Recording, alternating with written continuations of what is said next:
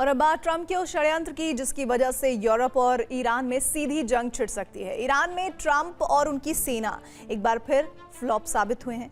यही वजह है कि 13 दिनों तक हमला करने के बाद ट्रंप ने अचानक आक्रमण रोक दिया। अब ट्रंप इस जंग में यूरोप को खींचने की कोशिश कर रहे हैं। इसके लिए उन्होंने मोर्चे पर ज़ेलेंस्की और उनकी सेना को लगा दिया है। सवाल ये है कि क्या ट्रंप का ये षड्यंत्र सफल होगा? क्या यूरोप इस जंग में उतरेगा? ईरान युद्ध की आंच यूरोप तक तब पहुंच गई जब ईरान युद्ध में यूक्रेन की एंट्री हो गई। यूक्रेन ने पहली बार ईरान पर हमला कर दिया। इस हमले से भड़की ईरानी सेना यूक्रेन पर मिसाइल हमले की तैयारी कर रही है। यही वजह है कि ईरान जंग की आग यूरोप पहुंचती नजर आ रही है। 25 जुलाई 2026 यूक्रेन ने यह हमला ईरान के पास कैस्पियन सागर में किया। यूक्रेनी फोर्स ने कैस्पियन सागर में ईरान के जहाज को जला दिया।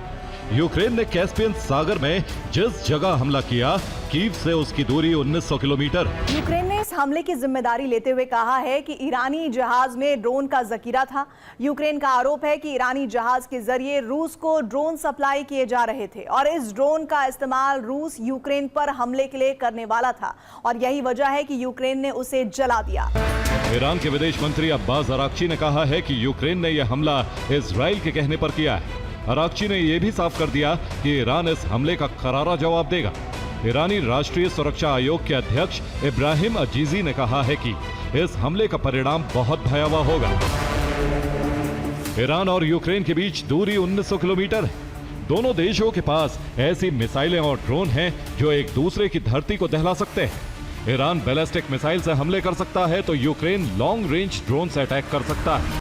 रिपोर्ट के मुताबिक ट्रंप यूक्रेन से ईरान पर हमला करवा सकते हैं ताकि यूक्रेन के हमले से ईरान भड़क जाए और यूक्रेन की धरती पर मिसाइल हमले शुरू कर दे।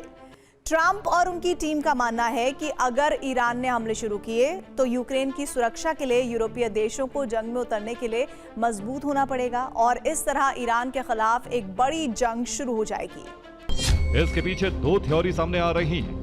पहली थ्योरी के मुताबिक अमेरिका ईरान पर बड़े हमले की तैयारी कर रहा है, इसीलिए हमले रोक दिए। दूसरी थ्योरी के मुताबिक ईरान की जवाबी कार्रवाई से ट्रंप का प्लान फिर से फेल हो गया। यही वजह है कि उन्हें अटैक रोकने पड़ गए।